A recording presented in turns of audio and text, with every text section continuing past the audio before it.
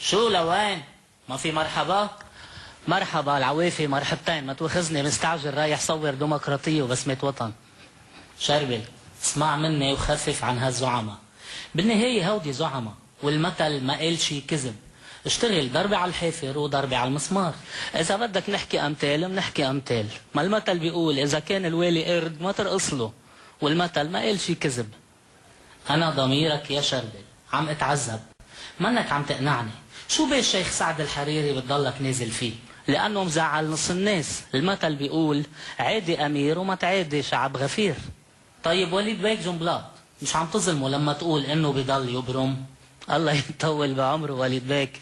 المثل بيقول العادة بالبدن ما بتبطل إلا بالكفن، ساعتها ممكن يبطل اللي يبرم.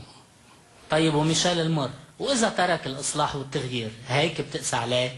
لأنه طبق مثلين، هرب من الدب وقع بالجب، وشبنا وما تبنا ويدي عن هيبتنا. دخلك الكل بيسألوني ليش ما بتحكي عن ميشيل عون؟ ما امبارح قلت له الولد الله عطيه والسهر نحن بننقيه.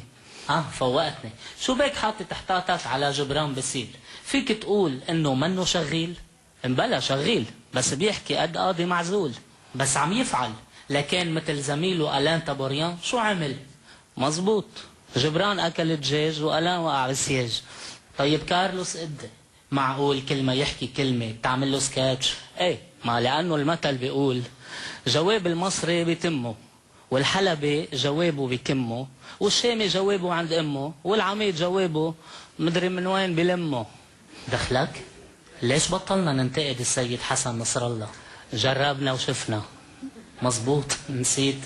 طيب ليش عم تنتقد الشيخ أمين الجميل إذا رشح ابنه سامي؟ لأنه العبدة نزلت على السوق ما استحلت إلا شفاتير ابنها.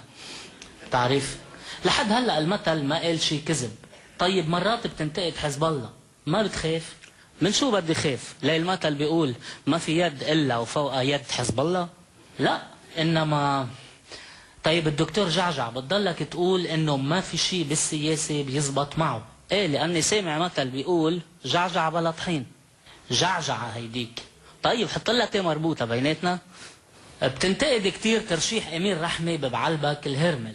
ايه، لانه مثل الياس عطله بطرابلس من قلتهم سموا الديك وعليه. طيب ليش دايما بتشرك الرئيسين بري والسنيوره بنفس السكتش؟ لانه انطنجره ولقيت غطاها.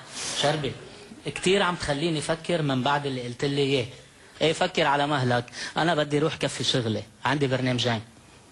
المثل ما قال شي كذب، اذا خفت ما تقول، واذا قلت ما تخاف. واللي بدك منه شبر بدي منه ذراع. انطرني، خدني معك. يا هلا.